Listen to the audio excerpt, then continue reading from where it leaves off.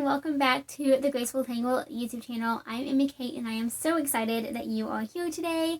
I'm going to be showing you how to wind and unwind mini skeins.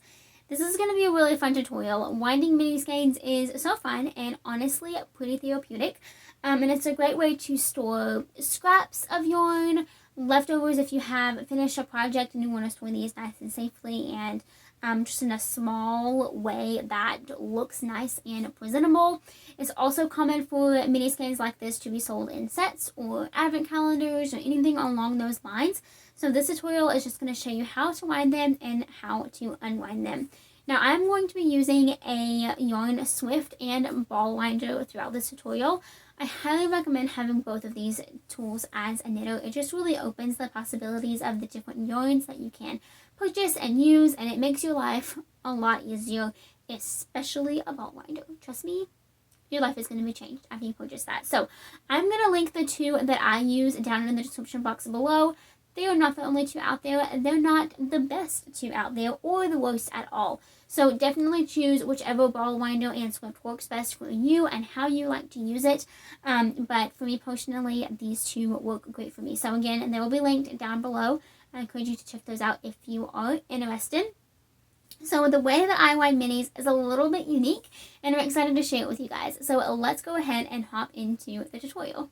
Alrighty, so we're going to start off by winding our mini skeins. Now I know you're not going to be able to see me, or really my head, super well just because of the angle the camera has to be in order to show the Swift, but definitely just focus on what I am doing.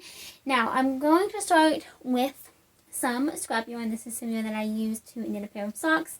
Now I'm going to wind some or all of it into a mini skein to store it. Now all I'm going to do is start off with my Swift in the closed position, and then I'm going to unwind my yarn. Now I like to start from the center of the cake. If you're using a cake, you can of course do this from a ball too. It just makes it easier to wind it and less likely to get tangled because you're going to be going pretty fast. Now you can open your Swift however wide you want it to be. It determines the entire circumference of the yarn that you're going to be winding, and then you'll of course divide that in half and twist it up to finish off winding it into a mini skein. Now I'm going to open mine about this high. Again, you can do as high or short as you would like. And I'm simply going to tie my yarn onto one little ball of my Swift. So I like to do it up here at the top. And I'm just going to do a simple little tie to secure it. Just like that. So now it's secure. It's not going to go anywhere when I start winding. I'm going to keep it, pretty snug, again, to ensure that it's not going to go anywhere. And then I'm just going to start winding. So my favorite way to do this is just to grab the yarn in my left hand, hold it loosely so that the yarn can easily glide through it, and then just take my finger and simply turn my Swift around with my arm like this. Now you can turn it around however many times you choose. I like to do kind of a minimum of about 25, just to be sure that the skein isn't going to be too floppy.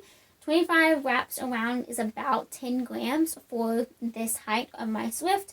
But of course you can just go until you run out of yarn or whatever suits your fancy. So I am just going to start winding.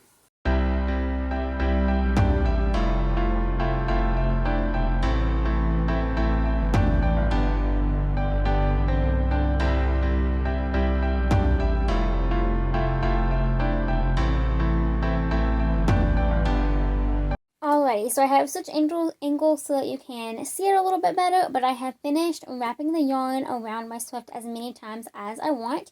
Now, if you didn't use all of the yarn for your cake, if you're maybe making more than one mini skein, I am simply just going to cut the yarn here. Now, one thing that I do like to keep a note is that so the knots that secure all of this yarn together are kind of as far apart as possible to make it extra secure.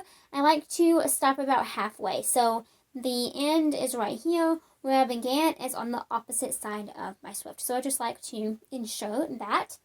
Now I am just going to secure it by tying it around all of this yarn. So all I'm going to do is put the end under the yarn, back around and then tie it just like so. And then I'll just leave that in there. So give it a nice little tug to ensure that it's not going to come undone.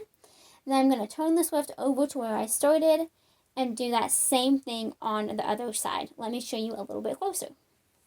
Alrighty, here's the end that I started. I am just going to push it under all of the yarn, holding the other end, wrap it around, go over that end, and then through the hole, and pull tight to secure. Alright, so once you have tied both your ends, the yarn is super secure, so it's not going to go anywhere. I am simply going to hold the yarn with my hand over here so that it doesn't get tangled, and I'm going to begin closing my Swift. Now, I don't like to let it collapse by itself or go too fast because I don't want to risk the yarn getting tangled again. So I am just going to close it very carefully and then close it just enough so that I can get the yarn off of the Swift, just like this.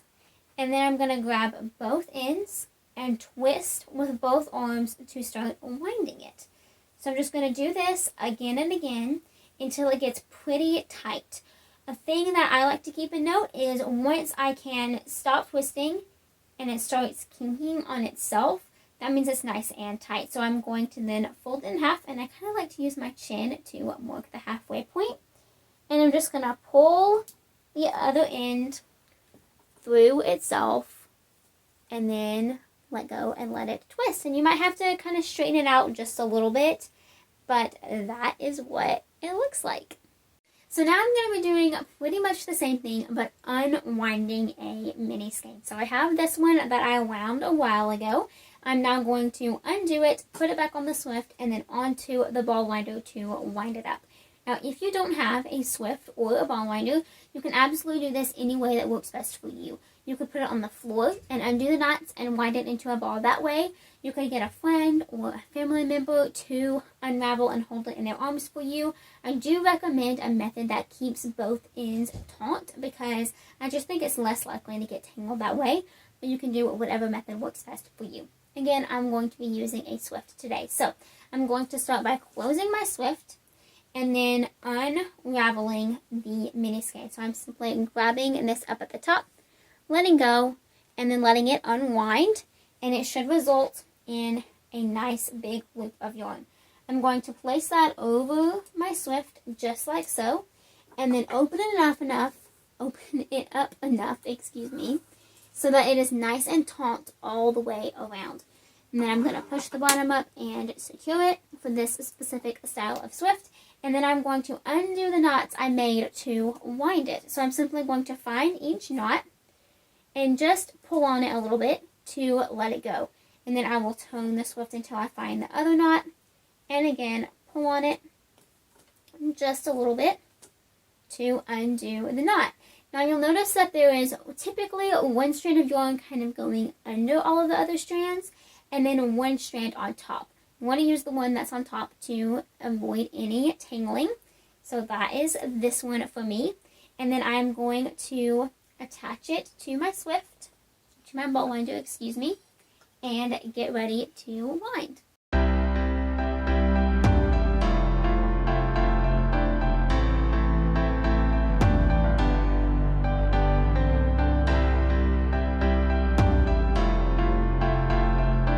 So once you have wound all of the yarn onto your ball winder, you can simply slide it off and you'll be left with this mini cake that is perfect for using immediately in whatever project you might be making. I hope you found this tutorial helpful and useful. Like I said, I do it just a little bit different. I like using just the yarn that is in the mini skein to wind and unwind the minis. I think it just makes it easier. It makes the process go smoother and quicker, and I love doing it. So I hope you found this tutorial both helpful and useful, and that you are excited to learn how to wind minis, use it to store your scraps, or unwind minis if you are using them for a project. And let's be real, they're super fun to just look at, right? I mean, I could just have these all throughout my room and it would be so fun, right? Anyway, we should totally use the yarn now, I guess. So I hope you found it, again, helpful and useful. Thank you so much for watching and joining me today. If you aren't already subscribed to my channel, please go ahead and do that. And then don't forget to check out all the links in the description box below. Thank you so very much for watching, and until next time, happy making. Bye!